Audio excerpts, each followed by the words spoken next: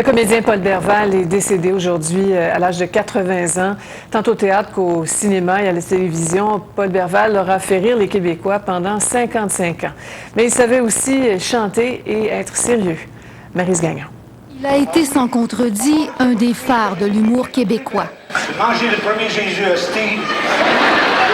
Paul Berval a marqué bien des générations.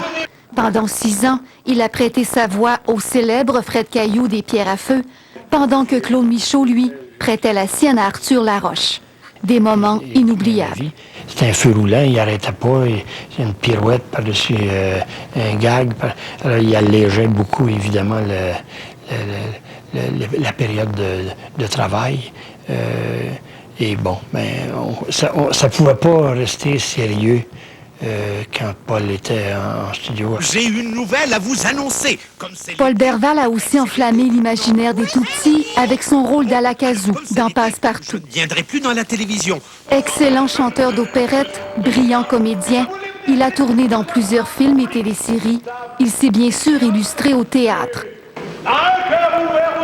Il était passé maître dans l'art de faire de la comédie. Parlez-en à Dominique Michel, qui a fait ses débuts dans les cabarets-théâtres à ses côtés. C'est vraiment là que ça a été mon école, mon conservatoire de comédie, Paul Berval.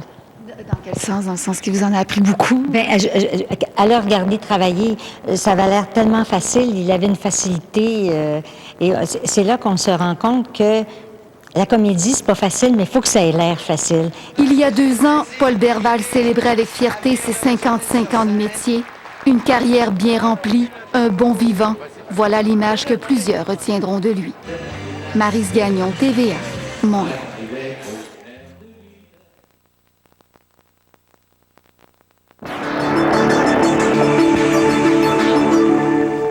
L'ex-ministre péquiste Serge Ménard a encore la piqûre de la politique. Défait aux dernières élections provinciales, il veut reprendre du service, mais cette fois-ci sur la scène fédérale.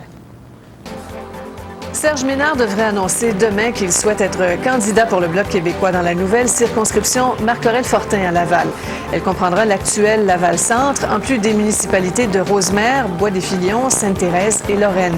Mais il y a un hic. L'actuelle députée bloquiste de Laval-Centre, Madeleine Dalphond-Guéral, ne veut pas céder sa place. Serge Ménard devra donc l'affronter lors d'une assemblée d'investiture. Un petit garçon de 4 ans est mort dans un violent incendie en fin d'après-midi à Québec, dans l'arrondissement Beauport. Sa mère était seule à la maison avec 4 de ses 6 enfants quand l'incendie a éclaté. La jeune victime était coincée derrière un mur en flammes et sa mère n'a pas pu l'aider à sortir. Les voisins ont tenté de le secourir, mais en vain. On est rentré dans la porte d'en avant, puis là, on entendait un enfant crier. On savait pas s'il y en avait un ou plusieurs, fait que là... On a rentré, puis on n'a pas été capable de faire plus que 5 pieds en dedans, on a ressorti. À l'arrivée des pompiers, le toit menaçait de s'effondrer et ils n'ont pas pu entrer immédiatement. Quand ils ont pu le faire, il était trop tard pour le petit bonhomme. À l'ancienne usine GM de Boisbriand, pendant que les pelles mécaniques démolissent, le maire de la municipalité pense à l'avenir. Robert Poirier veut construire un secteur industriel lié à l'automobile, jumelé à des commerces grande surface et de l'habitation. Une dizaine d'acheteurs se sont montrés intéressés par l'atelier de peinture. GM doit choisir les plus sérieux d'ici la fin mars. Pour éviter les contre-coups financiers de la démolition, il va falloir construire pour au moins 50 millions sur le site en 2004. Un réseau de prêteurs usuraires, principalement actifs dans la région de Montréal, a été démantelé. Jacques Aymon, un Hells Angel du chapitre de Lennoxville en Estrie, était à la tête du groupe. 4 autres hommes et une femme ont été arrêtés. 300 personnes ont été victimes de ce réseau pendant la seule année 2003. Au retour de la pause.